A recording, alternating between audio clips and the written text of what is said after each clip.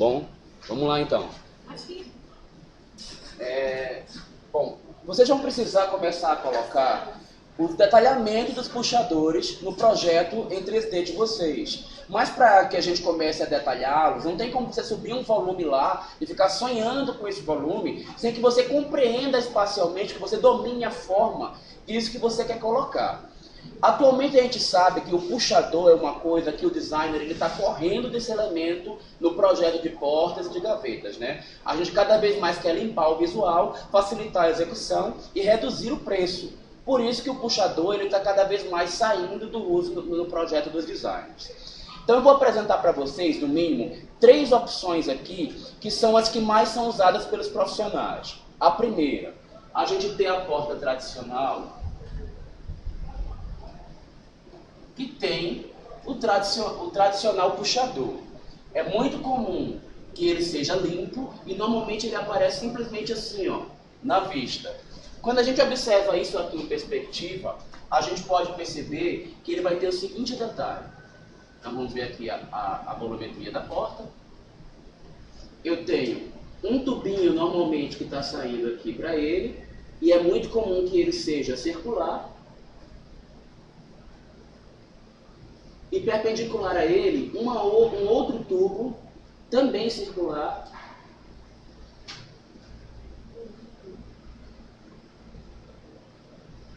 que é o puxador. Ele tem aqui de espaçamento entre 3 e 5 centímetros.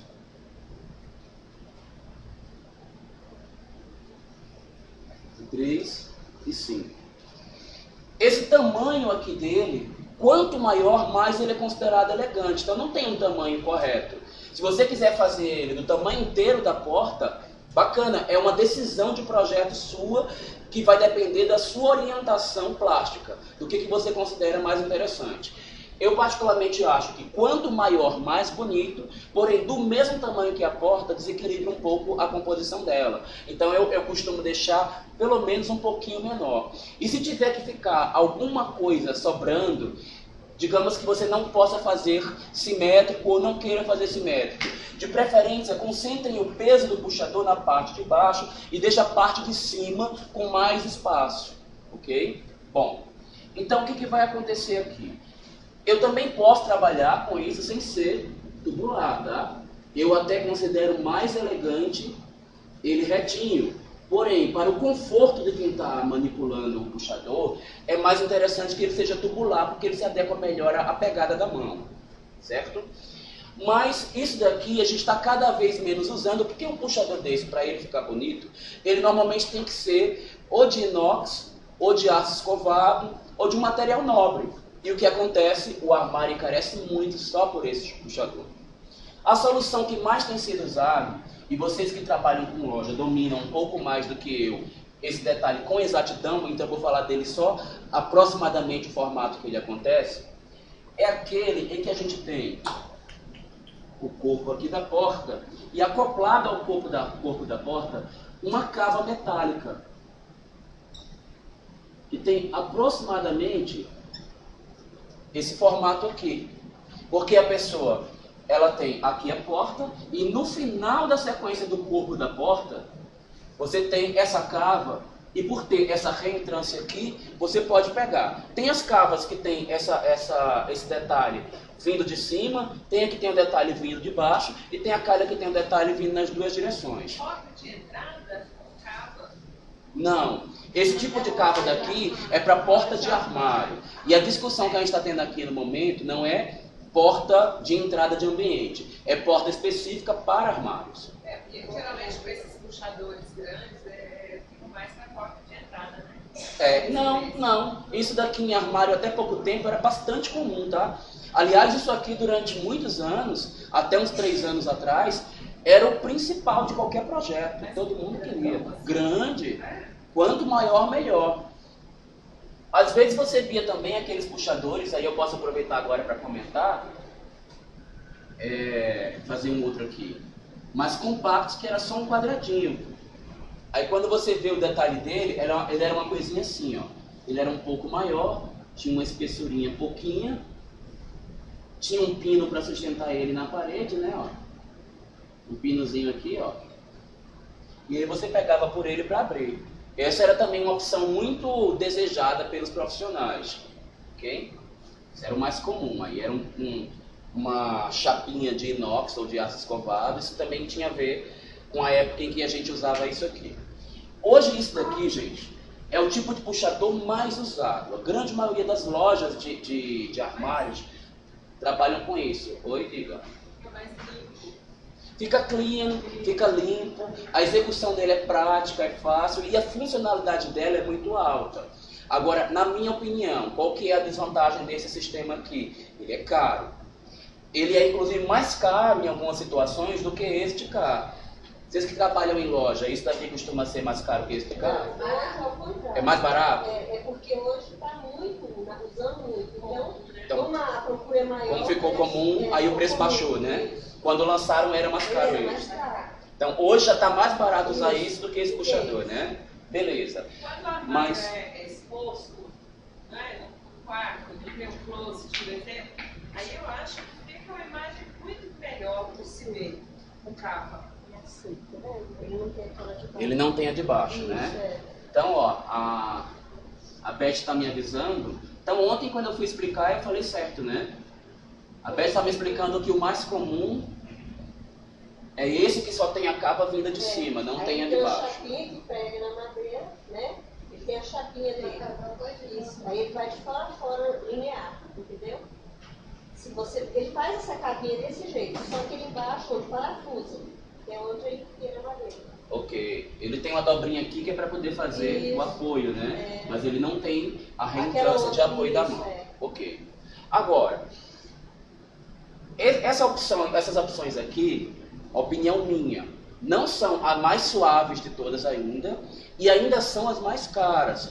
Uma coisa que eu sou pressionado dos meus clientes a tentar economizar dinheiro nisso aqui, porque armário é uma parte muito cara da casa, né? Então, o que eles me pedem? Raul, cria um sistema para que eu possa, na própria porta do armário, abrir sem gastar com puxador e sem comprar essa cava, porque eu achei muito caro. Então, o que eu começo a fazer? Reentrâncias no projeto da porta para ela, por si só, ser o próprio puxador. Quais são as coisas que eu uso muito no meu trabalho? Aí vocês vão ver que tem profissionais que trabalham diferente, que têm outras soluções. O que eu vou mostrar aqui é o que eu tenho trabalhado. Eu faço muito isso aqui, ó. Pegar aqui essa. Oi? Não? Os meus têm capa, da própria madeira. Sim, que é o que eu vou mostrar agora para vocês. É super, Jesus. super delicado.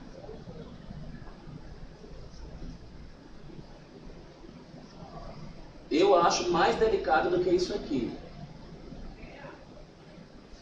Mas onde é que eu vou desenhar as minminhas cavas se eu não apagar? Vou puxar aqui pro lado então. No lugar dos nomes, na parede. Botar aqui, ó. E depois como é que eu vou lembrar esses nomes? Faço aqui, ó. A gravação tá indo no quadro inteiro. Aqui tá até melhor de enxergar lá na gravação. Então, ó. Vou pegar um detalhe aqui que eu repito muito.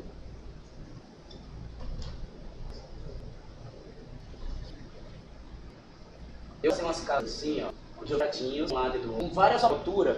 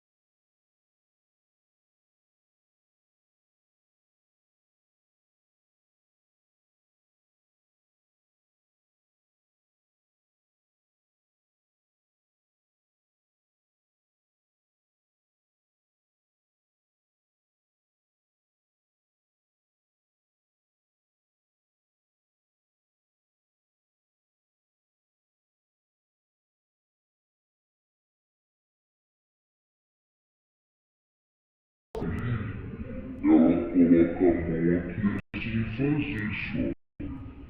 Ela usa a metade ou um pouco mais de espessura. Só que isso nem sempre, dependendo do peso e do tamanho da porta, essa caminha pequena só com a metade da largura é pouco. Você vai fazer muita força e não é funcional.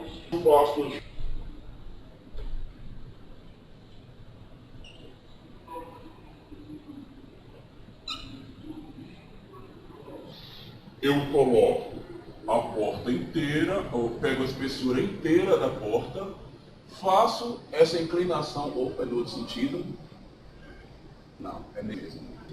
Faço desse jeito aqui, ela fica só buraco aberto. Com esse eu mando bem no fundo. Isso eles puxam da porta para não ter diferença.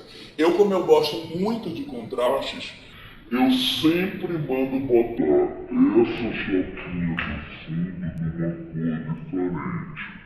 Normalmente eu boto preto para aniquilar a visão daquele fundo, tá? É muito comum. Eu gosto muito desse detalhe. Essa é uma possibilidade que eu tenho experimentado nos meus projetos e eu tenho gostado muito. Fala, Beth. Tem outro também, assim, ó. Você faz o corpo do armário, que é lateral 80, aí a porta você faz um pouquinho, aí passa, que ele vem por baixo. Aqui o corte lateral, que é lateral, tá vendo? Ela tem 80, o armário, tudo armário. E a porta está com 83, 3. Aí a pessoa aqui. Deixa eu desenhar esse seu. Se os que eu estou falando não for nenhum deles for esse aí eu volto e tenho que desenhar o seu. Deixa eu até concluir.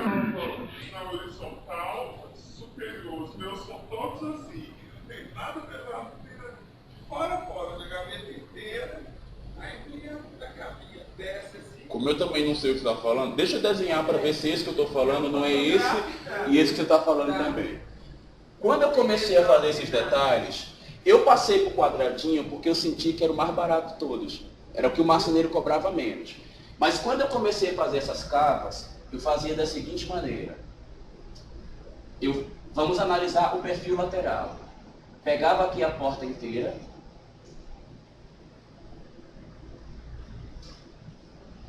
E fazia a cava só em uma, ou eu fazia na horizontal inteira, ou eu fazia na vertical inteira, tanto faz.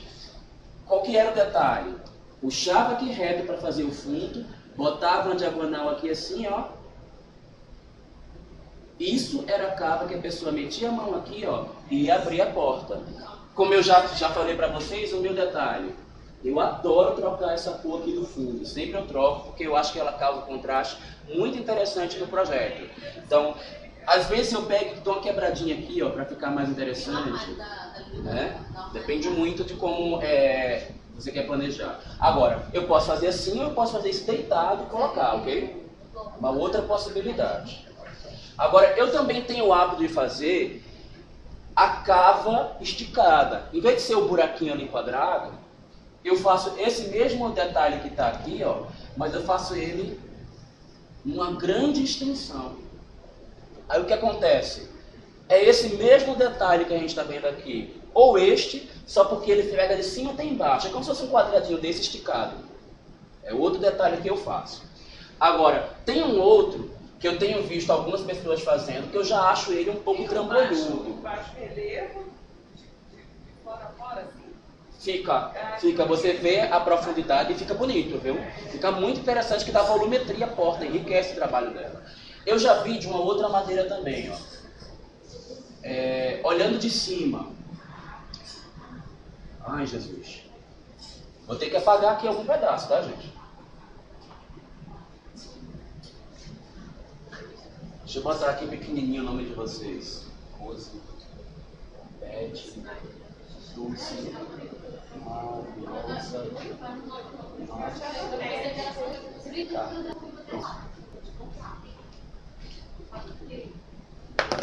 Esse não me agrada tanto, mas eu já vi muita gente usando. Está a porta aqui, ó. Aí aquele mesmo sistema de puxar é colocado como um volume sobressalente, ó. É colocado aqui, ó. Por fora. Volume a mais do campo. A mesma que é o compridão, ó. Ao invés de eu colocar na que aqui está na beirada, né? Mas eu posso fazer no meio,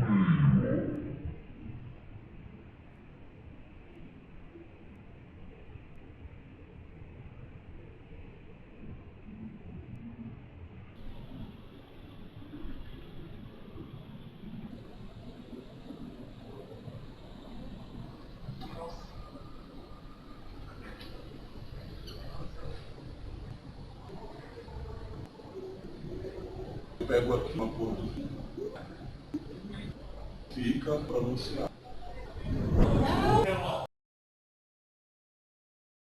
ou pode ser assim, só que ela não está na beirada, ela está no meio da porta, afastada um pouquinho, na verdade, né? E eu posso abrir por ela.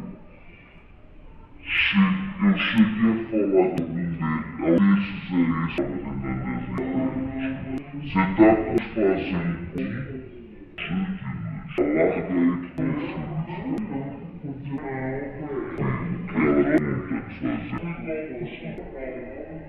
porque o filme não pode ficar maior do que 15, senão não entra direitinho. Então me mostra qual é a evidência da conta. Eu não falei isso. Eu não sabia. A própria porta. Ela fica maior. Beleza. Então isso aqui é cílio. E aqui isso. É porque eu não tinha visto só a vista lateral. Bobo demais. Esse é ótimo também, ó. Eu ainda tenho uma variação desse seu aí, que eu já fiz isso. Na parte inferior é a mesma coisa, só que usa o perfil de fora a fora. Aqui tá o armário, é uma vista lateral, tá? Aí aqui você faz alinhado e em um dos sentidos, ou em cima ou embaixo, você faz maior do que o armário, porque a pessoa põe a mão aqui debaixo. Eu já vi fazendo também com cavinha, vou ampliar isso agora. Ó, YouTube.